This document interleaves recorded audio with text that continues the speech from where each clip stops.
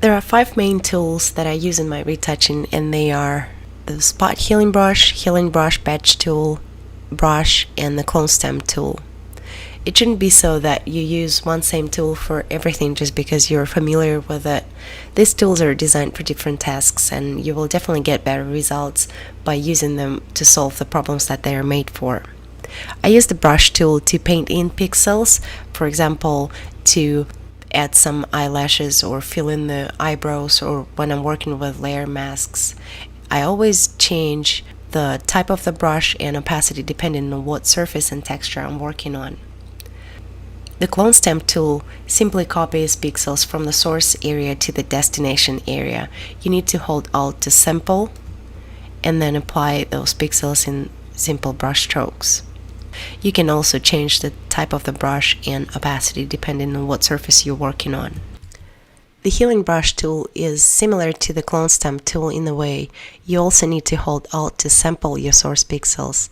The only difference is that it copies the texture and leaves it intact, but it adjusts colors and tones in the destination area so that it becomes more like a mixture of both the source and the destination area's colors and tones.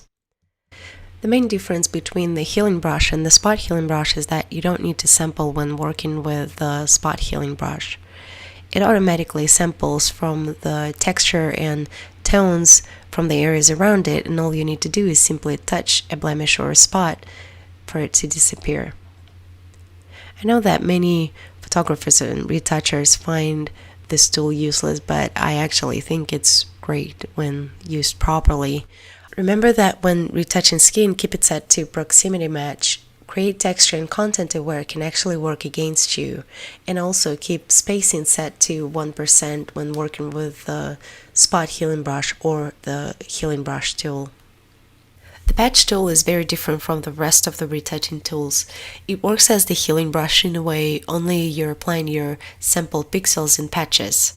Try both the source and the destination settings to figure out which one works best for you. They ultimately do the same thing and are only different in the way you sample your patches. Now, let's see how I actually work with these tools. When I get down to retouching a portrait, I start with the skin, and the spot healing brush will be the first tool that I pick up. I always work on a new layer, and I make sure that it's set to sample all layers and proximity match, and I target the most visible blemishes and spots that sit right in the middle of the skin or the background, and work with a very small brush and just go over the face and the background, and when I'm done with those, I move on to the healing brush. With the healing brush, I work on the little blemishes that sit closer to the areas with contrast colors, much darker or much brighter, or little hair that crosses the skin. And when I get closer to the areas where I actually can't allow any bleeding of colors into each other or smudging colors, that's when I move on to the clone stamp tool.